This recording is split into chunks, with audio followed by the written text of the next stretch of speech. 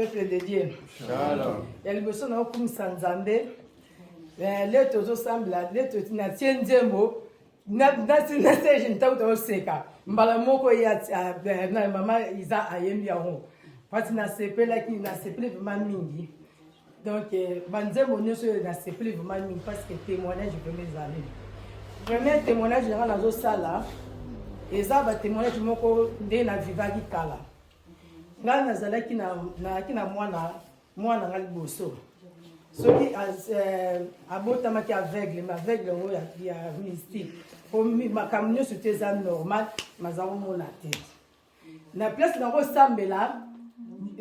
place osambela, bango balobi na ngai ke nga nazokende koluka mpo na libiki ya mwana, mpo na tamboleki partout. Ezali sous la passé mon boy ceux qui Jean Paul ceux qui bon que aux États-Unis azali ko sala ba miracle kuna na biso kuna na Kinshasa nazo bato se bozo se rappeler voilà il y a moi la René Bonke voilà yé wana surtout biso na njili wana mula ko ya wana nazo zwa mwana ngana mukongo nazo mema okoyoka bato basenele nazo wanda ba osekana o izo na kondima te. Nazo la neti na banini na ba parler du peuple partout à son kende et l'autre mon côté yango na vraiment témoignage dans le sala na bi ke ah na moment musu nazo ngabi ah ceux qui vraiment na yeba qui vraiment sika oyo mais le moi na ngai mais le pas ngo kufate mais le anga osala nde mususu parce que l'église wana ko sambela balobi na ngai na ke wo mi bale ye o aliboso na Champlain nazo kende babi na ngana me maka Champlain l'église qui est natika et ceux qui assimbié à kokufa batile piège monsieur témoignage sur le ça n'a pas passé dans balké ah toye ko mona vraiment nzamba solo nga nazalaki nazako teka na bibende